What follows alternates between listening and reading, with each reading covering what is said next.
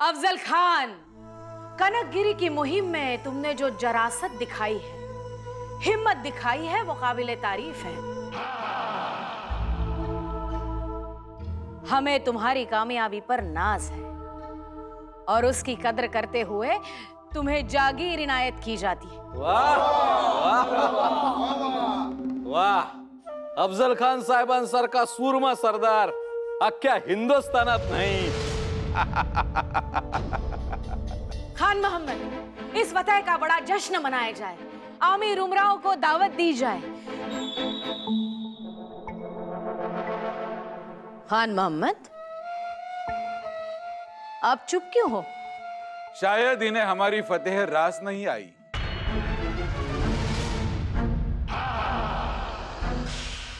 अफजल खान, आपके सामने सिर्फ एक कनकगिरी है, हमारे सामने पूरी सल्तनत है। खान मोहम्मद, क्या हुआ? बड़ी साहिबा, न चाहे एक मुसीबत सामने आ पड़ी है। इस परेशानी से इस वक्त निपटना बहुत जरूरी है। परेशानी का नाम? दक्खन का सूबेदार शहजादा औरंगजेब।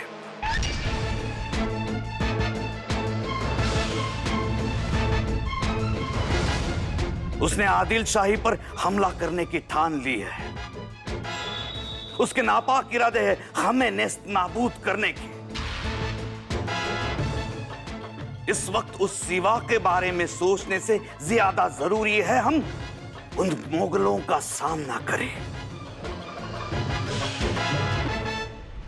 बिल्कुल खान मोहम्मद, शहजादा औरंगजेब पर हमला किया जाए।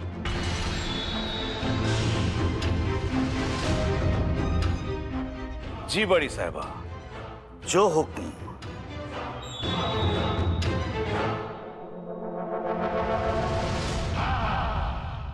पता नहीं, किसी का जिंदगी में आना मनहूस होता है तो किसी का रुखसत होना भी मनहूस होता है। संभाजी की मौत एक मनहूस खबर ले आई, लेकिन सुकून इस बात का है कि शाहजी का एक हाथ टूट गया। नाही, कदापि नाही। त्या बडी बेगम साहेबांना कदाचित असं वाटत असेल की आमचा एक हात तुटलाय, परंतु नाही, आमच्या बाहूतून दुसरा कणखर मजबूत हात फुटलाय, एकोजीराजेंच्या रूपानं। एकोजीराजे। जी आबासाहेब।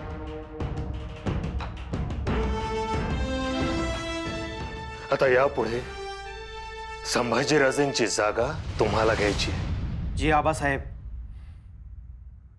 एक लक्षात ठेवा, आता तुमच्या दादासाहेबांच्या स्वप्नांचं कर्तबगारीचं ओझं तुमच्या खांद्यावर। तिथे शिवबाराजे आणि इथे एकोजीराजे। स्वराज्य विस्ताराचं कार्य आता तुम्ही पुढे न्यायचंय। जरूर आबासाहेब, तुम्हाला अभिमान वाटेल असा पराक्रम करू आम्ही। बघा पंताजी, गोपीनाथ पंत बोकील बघा। काय बघू आणि किती बघू? पुत्र जाण्याचं दुःख डोळ्यात असतानाही त्याच डोळ्यांनी स्वराज्याची स्वप्न कशी पाहावीत ते पाहतोय मी। पंताजी, जखमांना कसं मिटवावं, दुःखाचा विरस कसा करावा हे आपल्याकडून शिकावं। धन्य आहात तुम्ही।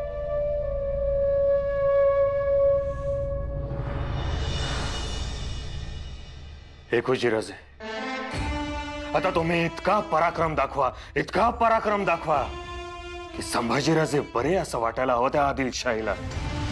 इतके आघात करा, इतके आघात करा की त्यांच्या मस्ती आणि माजावर उभ्या असलेला तो गोल घुमट त्याला तडे जायला हवेत, जमीनदोस्त व्हायला हवा तो। आई भवानीची आणि महादेवाची शपथ, आम्ही तेवढा लौकिक करूनच दाखवू। शाबास। आता पुढील काही काय कोणालाही उसंत मिळणार नाही।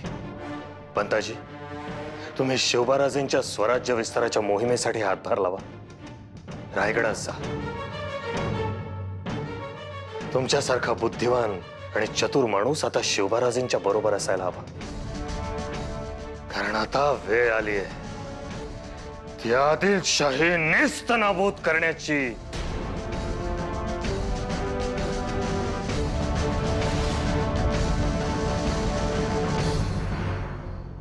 शिवबा, राजकीय पटावर ही फार मोठी संधी आहे. पुन्हा अशी संधी येणार नाही. आदिलशाही शेवटच्या घटका मोजती.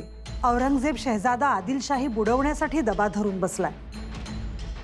या दोन्ही शाह्या एकमेकांशी डाव प्रतिडाव खेळतील, एकमेकांशी झुंजतील. ह्याचाच फायदा करून घ्यावा. आदिलशाही मुलखावर बळीवासारखे बरसावे. अरण्यातल्या अग्नीचे रौद्र रूप धारण करावे. ऊन वारा पाऊस कशाचीही पर्वा करू नये. जी आऊसाहेब. बडी बेगमनं कारभार हाती घेतलाय. अली आदिलशाह 16-17 वर्षाचा तख्तनशीन झालाय. आता तिथलं राजकारण रंगेल. ते राजकारण रंगू द्यावं. त्या काळात झंझावात व्हा. रोज नवा प्रदेश, रोज नवा किल्ला स्वराज्यात आणा. तिथली गुलामगिरी संपवा. येणारा प्रत्येक दिवस स्वराज्यात दिवाळी दसरा घेऊन यावा. हर हर महादेव हा जयघोष, ही गर्जना असं म्हणतात घुमू द्या. आऊसाहेब, आपला प्रत्येक शब्द खरा करू आम्ही. आपला आणि आबासाहेबांचा स्वराज्य विचार हेच आमचे ध्येय. आशीर्वाद द्या. शिवबांनी आऊसाहेबांचा आशीर्वाद घेतला आणि ते राजगडावरून तीरासारखे बाहेर पडले. बघता बघता धुळीचे लोट उठले. घोड्याच्या खिंकाळण्यानी रान कोंदून गेले. त्यांच्या टापा आदिलशाही मुलूक तुडवू लागल्या.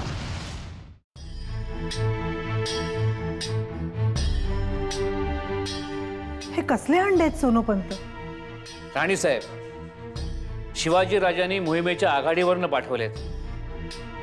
आऊसाहेबांच्या चरणाशी ठेवा असं सांगितलंय. माती आहे राणीसाहेब. माती? आदिलशाहीच्या जिंकलेल्या भूप्रदेशाची आहे. आमचा शिवबांना निरोप द्या. यातली माती आम्ही वृक्षवल्लींच्या बुंध्यावर तर वाहूच, पण यातली एकमूठ माती आम्ही स्वराज्यासाठी वाहू. गरुडानं आसमानात भरारी मारली होती. उसळत्या सागरानं किनारा सोडला होता. हर हर महादेवाची गर्जना कानठळ्या बसवत होती. पाठोपाठ भगवा डौलात फडकत होता. महाराजांनी कल्याण भिवंडी काबीज केली होती.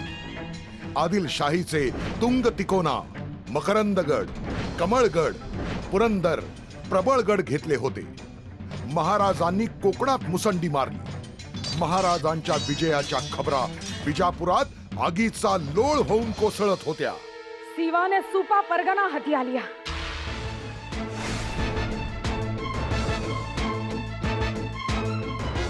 सीवा ने कल्याण भिवंडी माहुली किला लिया. फतेह हो गई, वहां भगवा लहराया.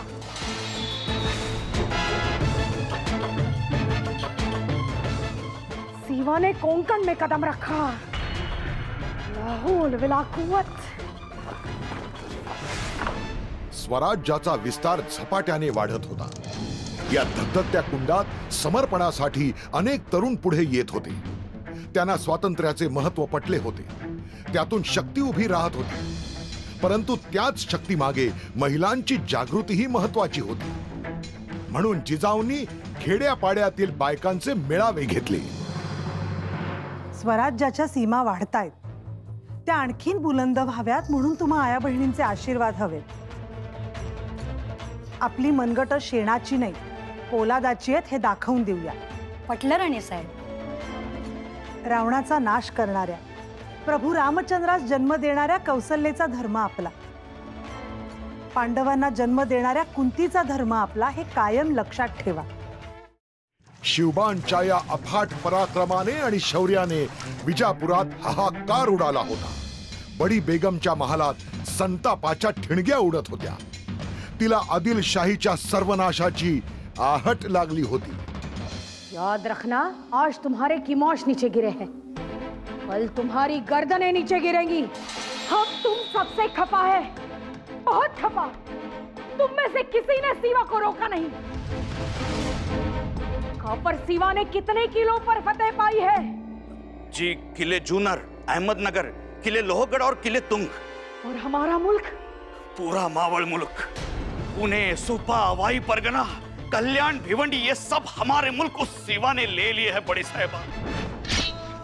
पिसाळलेल्या श्वापदाप्रमाणे बडी बेगमची अवस्था झाली होती, परंतु त्याच वेळी जिजाऊंच्या मनातील मायेचा सागर उचंबळून आला होता।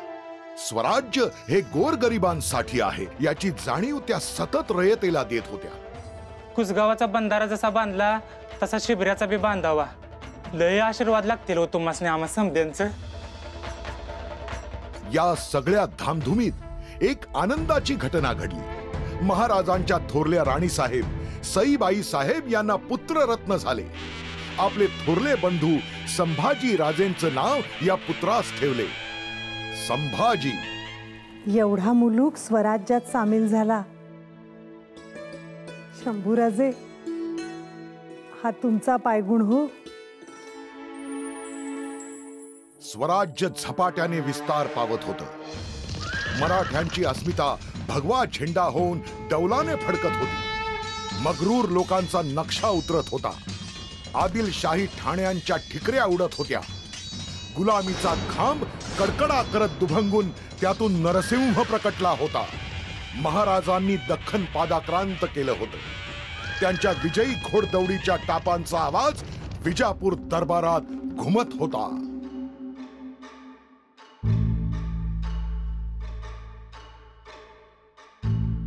कोई कुछ बोलता क्यों नहीं? चारों ओर खामोशी ही खामोशी और कायरता। क्या मांजरा है? क्या सबके मुंह सिले हुए हैं? लगता है सबके सब मनहूस खबर लेकर आए हैं। सब लोग इतने चुप क्यों हैं? बोलो। हम जिंदा लोगों के बीच दरबार में खड़े हैं या मुर्दों के बीच कब्रिस्तान में?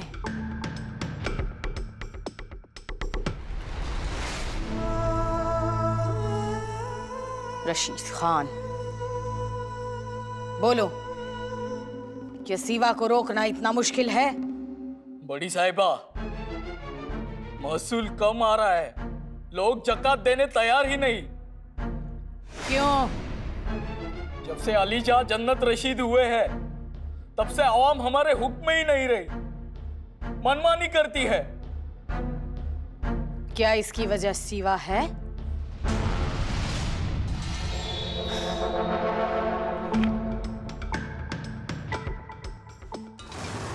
खान मोहम्मद, सीवा की क्या खबर है? 40 किले तो उसने पहले ही ले लिए थे और 10 काबीज कर लिए। पूरे कोकन मुल्क पर अपना कब्जा जमा दिया उसने। सच कहूं तो आपकी राय सुनते ये हालात हुए हैं। हम औरंगजेब पर निगरानी रखते रहे और यहाँ उन माँ बेटों ने, जीजाबाई और सीवा ने हमारी बेदरकारी का गैर फायदा उठाया। लेकिन अब हम चुप नहीं बैठेंगे। आदिलशाही किस्मत का सितारा गर्दिश का शिकार ना होने देंगे। हम रोकेंगे मराठा ताकत को। कायरो, अब देखो हम क्या करते हैं।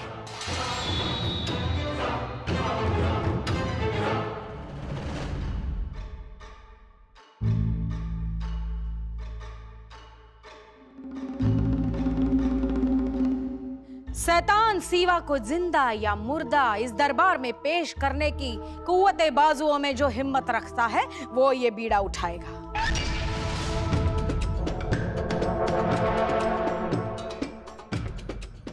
बोलो, है हिम्मत? है कोई तैयार? बोलो, कौन है?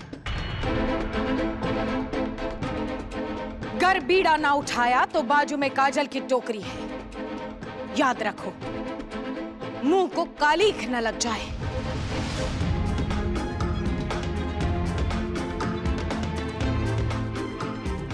बताओ कौन है सूरमा जो ये बीड़ा उठाने के लिए तैयार है?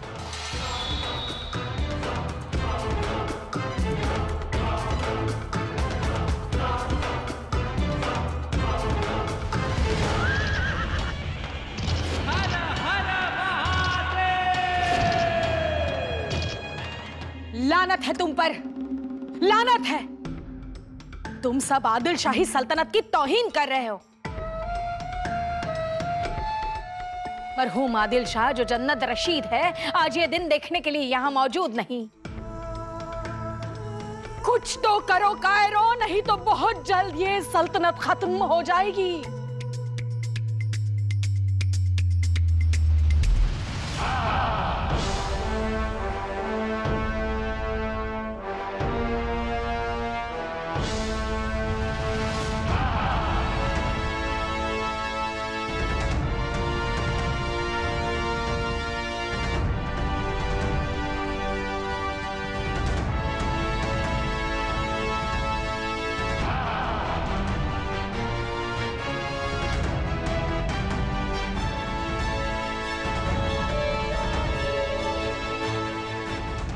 आओ आओ अफजल खान, तुम बड़े शगुनी वक्त पर आए हो। देखो, इन सबको देखो।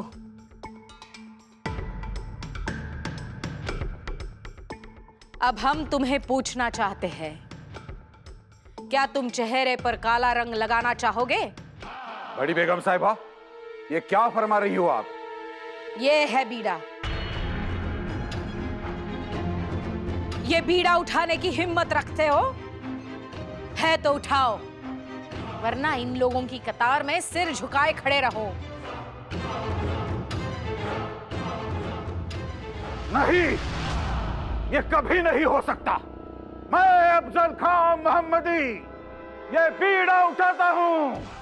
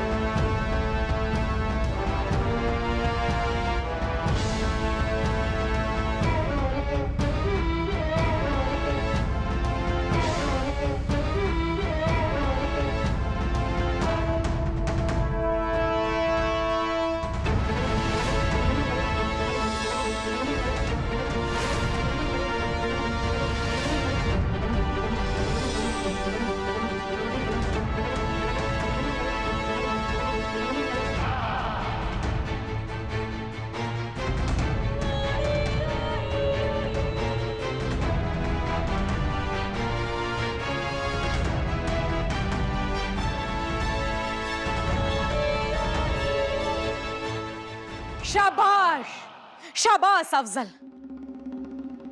सुनो ना मर्दो, इसे कहते हैं सूरमा। बड़ी बेगम साहिबा, ये सीवा सीवा क्या है? पहाड़ी चूहा। उस चूहे को मैं आपके कदमों में लाके पटकता हूं, जिंदा या मुर्दा। वाह वाह वाह वाह वाह वाह, मरहबा। अफजल खान की फतेह हो, अफजल खान की फतेह हो, अफजल खान की फतेह हो। ताकत का दूसरा नाम अफजल खान। अब ये ताकत सैलाब बनकर जाएगी। कौन रोकेगा इसे? कोई नहीं रोक सकता। बोलो आदिल शाही की फतेह हो, आदिल शाही की फतेह हो, आदिल शाही की फतेह हो।